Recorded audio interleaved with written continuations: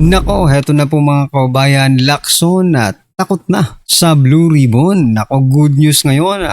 Marcoleta nagsalita na, Ping Lacson sinuplaka, Tulfo at Hontiveros iyaka. Nako, yan po mga kaubayan ang ating alamin sa video ito. Pero bago po natin simulan yan, palike naman po ng video ito. Malaking tulong po yan. Maraming salamat po. At eto nga mga kaubayan, bago po natin i-play yung video, eto pasadahan po muna natin itong mga nagte-trending na balita dito po sa social media. At eto nga mga kababayan, no, unahin na po natin to. No?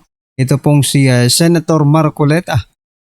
Ipapatawag si Trillanes, NBI at DOJ sa pagdinig kaugnay ng pag-aresto kay Senator Bato de la Rosa. Ayan na mga kababayan. Kasi sinasabi po nila, stage lang daw yun ng majority. No?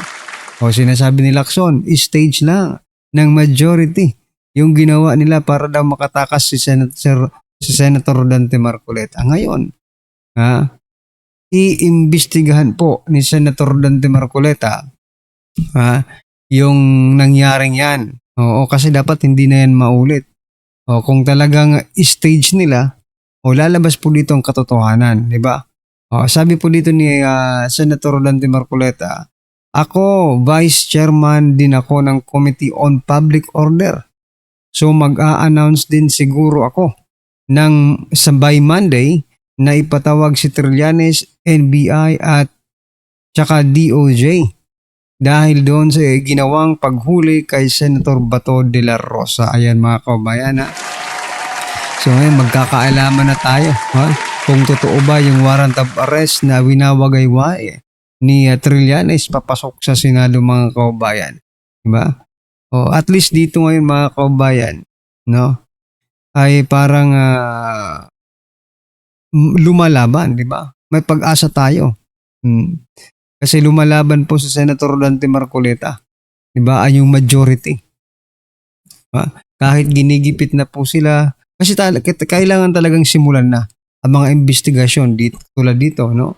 Itong pag-aresto kay Senator Bato, yung flood control, kailangan simulan na yan kasi anytime soon, hindi natin malaman mga kabayan kung ilang senador na lang sa majority ang matitira. Kasi talagang gusto po nilang ikulong no? Yun po ang nila, yun po yung goal siguro ng administrasyon ito. Ang ikulong ang mga majority senators para pag wala na po sila dyan sa Senado, yung minority ngayon, sila Soto, sila na naman po ang maging majority mga kaubayan. Grabe no? By hook or by crooks, kailangan makuha nila yung leadership ng Senado. No? Kasi eto lang po mga kaubayan, no? Kung mapapansin nyo po, etong leadership lang po ni SP Cayetano, ang liderato ng Senado, na hindi po hawak sa liig ng administrasyon. Diba? Hindi po nila hawak.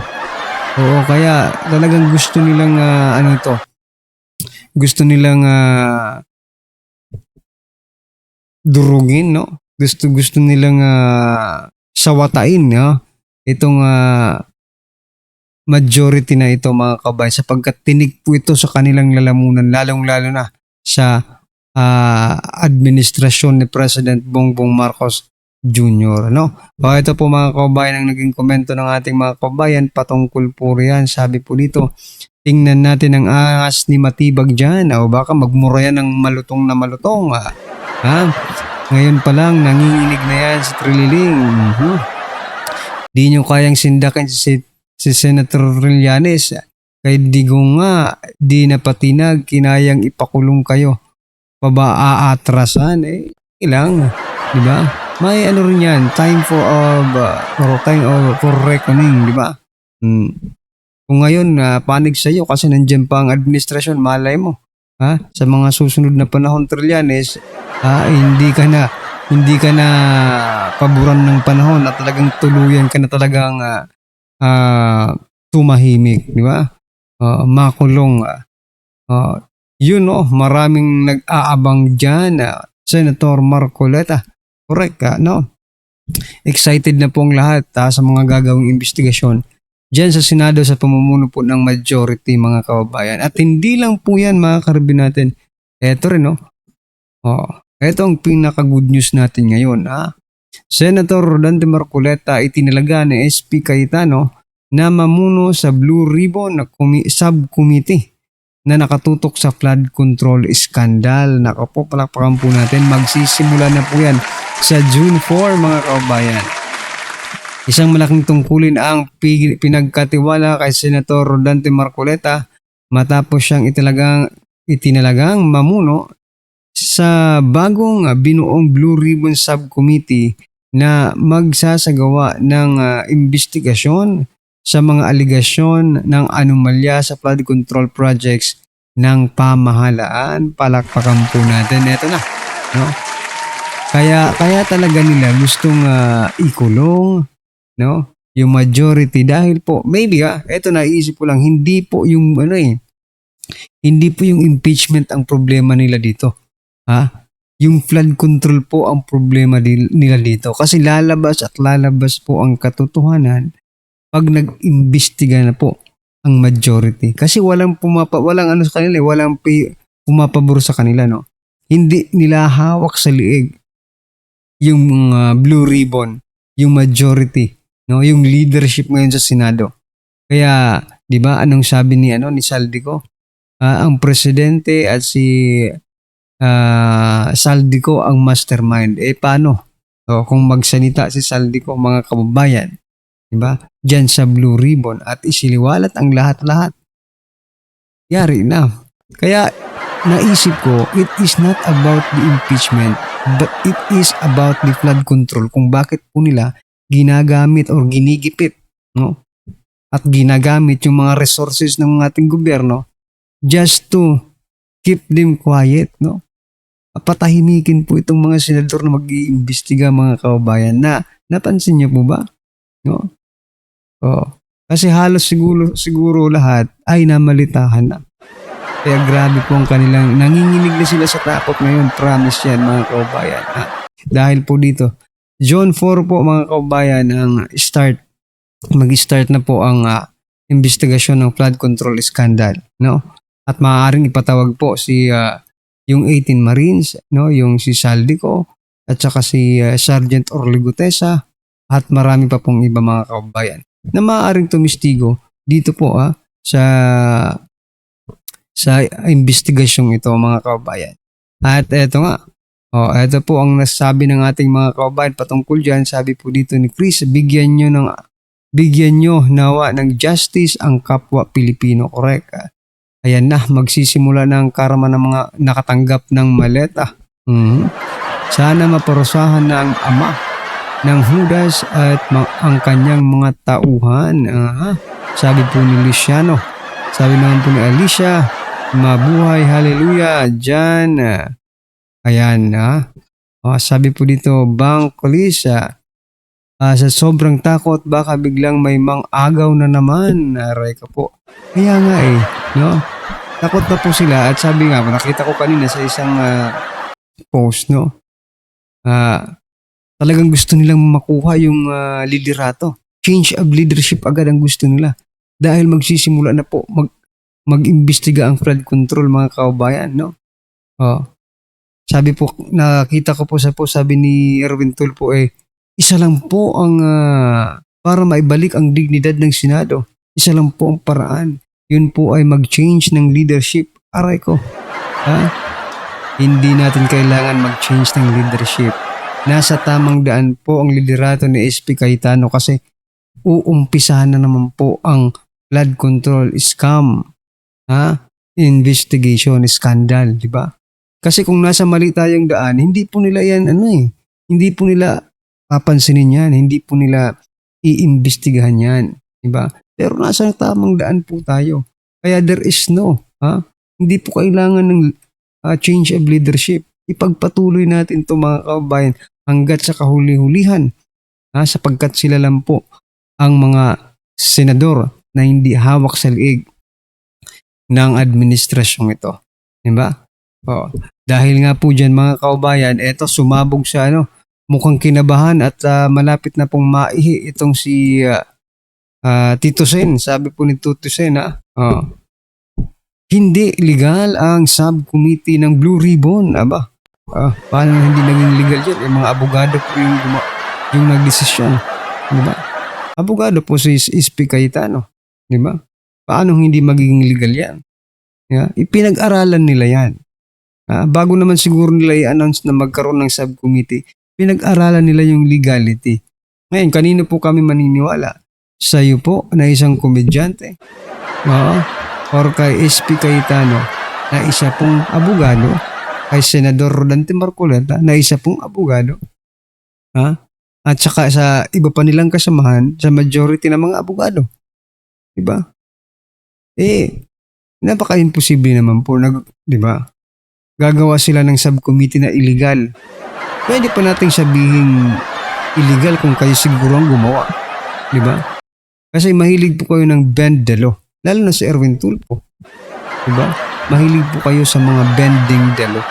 Alright? Pero teka lang, ano ba talaga ang dahilan? No? Kung bakit kinakabahan sila, gusto nilang patahimikin yung mga senador natin na majority. Ito po mga kabayan, sabi po dito ni Senator Alan Peter Cayetano, yun pala ang plano all this time. Arestuhin, takutin, intimidate na ang nasa majority. Either lumipat or ikulong. Ayan mga kabayan, pala yung plano nila. No? Dahil nga hindi sila nag-succeed, no? Na i-attempt, no? Ang majority, yung ilang member ng majority na lumipat sa kanila. Pinanatili po, very strong po yung majority mga kabayan at palakpakan po natin. Salamat naman sa inyo at hindi kayo lumilipat sa kanila. No? Kasi pag lumipat kayo, wala na. Wala nang pag-asa ang bayan. No? Ngayon pa lang nagkakaroon ng pag-asa ang taong bayan. So yun pala, dahil hindi nila kaya, aarestuhin na lang, tatakutin, yung majority, it's either lilipat ka sa amin or makukulong ka. Yun yung strategy nila mga kababayan, no? Grabe, no? Parang sinasakal ka sa liig, no? You don't have any choice. Wala kang choice kundi manindigan talaga. Manindigan para sa mga Pilipino. Kasi klarong-klaro na very obvious na po ang kanilang mga galawan. Alright? Anyway mga kababayan, ito, pasadahan na po natin yung video. Pasok. Yun lang eh. Yes po. Pagkatapos may plunder ako dyan. Nililiwanag ko lang kung paano ang gagawin nila para lamang lusawin yung aming bilang para makuha nila ang mayorya. Ito yung punot dulo nito, Jen. Doon talaga uuwitin. Hindi sila tumitigil araw-araw. Araw-araw, pati yung nangyari nung nakaraang huling araw nang nag-walkout sila. So ito yung kalagayan namin. Hindi lang si Jinggoy, hindi lang ako, Joel Villanueva, Chis Cordero. Pipilitin po nilang kunin yung mayorya dahil sa takot nila sa Blue Ribbon. Ito po ang kinatatakutan nila, yung Blue Ribbon Committee. Marami pang araw yan kasi ang sabi na ngayon, lumalabas na rin po yung another ICC warrant. Pati daw yata si Senador Bongo. Baka gagawin nila lahat yan. Masiguro lang nila. Masiguro lang nila na makuha nila uli. Bakit napaka-importante po, mga kababayan? Jen, bakit napaka-importante po na kaagad nilang makuha ang mayorya? Takot na takot sila sa flood control. Nako. Ito lamang ang kasiguruhan. Mga babayan, sinasabi ko po ito lang ang kasiguruhan para sa kanila. Para tuluyan na pong maibaon sa limot ng flood control investigation. Wala na pong iba. Wala pong iba. Oo nga, no? Kasi kung iisipin natin, Sen, walang motivation para gawin ito sa inyo maliban sa usapin ng flood control issue eh. Diba? Ini-explain ko nga sa inyo eh. Anong injury, anong damage sa gobyerno? Anong katiwali, anong perang gobyerno po ang ninakaw ko? Wala po eh. Mga kaibigan ko po ito na nagkusa na tulungan ako eh. Pati ba yan? Pati po ba yan nahanapan pa ninyo ng butas? Wala silang mahanap eh. Pipilitin nila ngayon. So, ano sinabi ni Ombudsman Boying Remulla? Narinig ko eh. Ombudsman, bakit po Pati si Senator Dante po ay kinasuhan nyo ng plunder. Alam mo sagot niya? Oo. Why not? Sabay talikod. Wala siyang may paliwanag eh. Kagaya din nung kagaya na yung Assistant Ombudsman, Clabano Si yata Nico, yung pangalan. Opo, yung tagapagsalita niya. Oo. Hindi, hirap na hirap siyang ipaliwanag paano magkakaroon ng kaugnayan yung pagbibigay sa akin ng tulong ng mga kaibigan ko na pagkakaroon ng disgrasya sa gobyerno. Opo. Na meron kaming ninakaw na isang bagay mula sa gobyerno, pati yung interes ng mamamayan Oo. ay O ano mang impluensya na maibibigay o ninyo. ano bang impluensya na maaaring makapekto hindi lamang sa paglilingkod namin sa bayan, kung hindi lalong-lalo na yung pagsiservisyo na karampatan para sa mamamayan. Oo. Wala siyang may konekta. E paano mo nga kukonekta? Oo. Pero ang gusto kong puntuhan dito, Jen, Opo. hahanapan ka talaga. Kahit anong mangyari. Bakit? Hindi na ako pwedeng kausapin. Si Jinggoy, akala nila yun ang nagkamali sila. Oo. Ang bunga akala nila, Oo. kayang-kaya nila sa magitan ng pag-apply ng katakot-takot na pressure. Oo. Ngayon lang ako, ngayon ko lang napagalaman talaga. Malakas din. May prinsipyo may din yung mama, prinsipyo no? din itong Oo. taong ito. Kaya sabi ko kanil, bago ako umalis, pre, mauuna na ako sa'yo, hahabol ako sa saganang mamamayan. Opo. Pero dadaling ko pare, sabi ko, ang pag-angako sa'yo. At mamaya, sasabihin ko talaga sa program. Oo. Tumayo siya, kinamayan akong ganyan. Ayun. Kaya kailangan ko po sabihin sa inyo ito. Mabigat po itong mga pangyayaring ito. Sen, ano ha? Ang taong bayan tuloy, kung makikita nyo ngayon sa social media, mga reactions nila, parang yung damdamin, nagpupuyos yung damdamin siya eh. Parang gustong sumabog ang kalooban. Hindi natin umakisip natin na, ini-instigate, ini-explain lamang natin. Lahat Opo. kasi ano magkakatugma eh. Pati yung simpleng motion ko na i-amend namin ang Senate aming rules. Opo. Oh. Para sa ganun, sa mga pagkakataong yung physical na presensya ng isa sa amin ay wala. Halimbawa, nasa Amerika siya, kagaya ni Nelson, nasa Amerika yata, kaya tayong dalawa lang ngayon. Pero gustong-gusto niya halimbawang makihati sa usapin na to, Yes po. Oh. pwede siyang mag-zoom. Oho. Di ba? Oho. Talagang ayaw na ayaw nila. Kung kinakailangang mag-walk out sila, wag lang matuwa. Kasi sila rin nagsabi, kaya nyo sinusulong yun dahil gusto nyo makasama, makapag-participate si Senator Bato. O ano nang Kinabang masama? yung mga- Senador naman yung tao, di ba? Opo. Bakit sila nung sila? Oho. Oh. Noong mga nakalipas na panahon. Oh, Diba? halimbawa, ito si Ping. Ha? Pati sa Interparliamentary Union eh. Oho. Dahil sila yung nagpupunta ron. Alam mo yung Interparliamentary Union, ito ay world body. Ako nakapag-ano na rin ako ron eh. Oho. Nakapunta na ako ron, nakapag-attend ako ron. At mula yung mag-attend ako ngayon, kauna-unahan at kahuli-hulihan, nangako ko sarili ko hindi na ako mag-attend dito. Ganun ba? Akala Walang ko pa- kakwentang puro ano lang pala yun. Ganun Oo, ba? puro ano lang, yung talagang parang publicity. So, pero naman ako naman dahil tinutupad ko ang tungkulin ko, may kwento ko lang ng konti. Yes po. Pinagandaan yung mabuti. Merong 3 resolution kasi doon. Opo. Sabi ni GMA, kasi doon niya ako pinapunta, ako kasi lahat ng gagawain ko talaga siniseryoso Yes ko po. Dinelegate ata kayo dun sen, ano ha? Oo. 3 yung resolution. Opo. Isa lang ang natalo tayo, yung 2 na ipanalo ko. Alam mo kung bakit yung isa hindi ko naipanalo? Oho. Nalate ako kasi kinakailangan magpunta ka sa napakaraming Doon na pala kayo natanda, nalate na kayo, Pagkatapos, no? pag upo ko pa naman ganun, tapos na. Nagbotohan na Pero pala. yung watawat nila, yung banner na kaganon pa. Opo. Alam kong bumoto itong katabi ko. Oho. Ang katabi ko, Algeria eh. Oho. Teka muna, sabi ko, tapos na ba? Yes, kanya. Bakit ka ako tumaas against Philippines?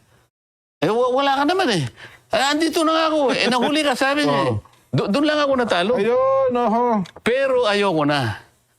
Dahil yung pagtatalo doon, parang ano lang eh. Parang pag-uusap lang na Hindi nyo ba pwedeng i-delegate yan, sen? Ako na lang papuntahin nyo pag mayroong mga inter-parliamentary union meetings? Hindi ka siguro papupuntahin din dyan. Kasi, bakit ka mo? Opo. Mas magaling ka sa kanila dyan. Yun lang. Baka hindi ka papapasukin. Saglit lang tayo, Sen. Mga kapwa nila senador na hindi makaka-attend sa mga pagdinig. So yan mga kababayan, ano po ang inyong opinion, reaction patungkol po sa video ito? Just comment down below at syempre, huwag pong kalimutang i-like ang video ito. Malaking tulong po yan. Maraming salamat.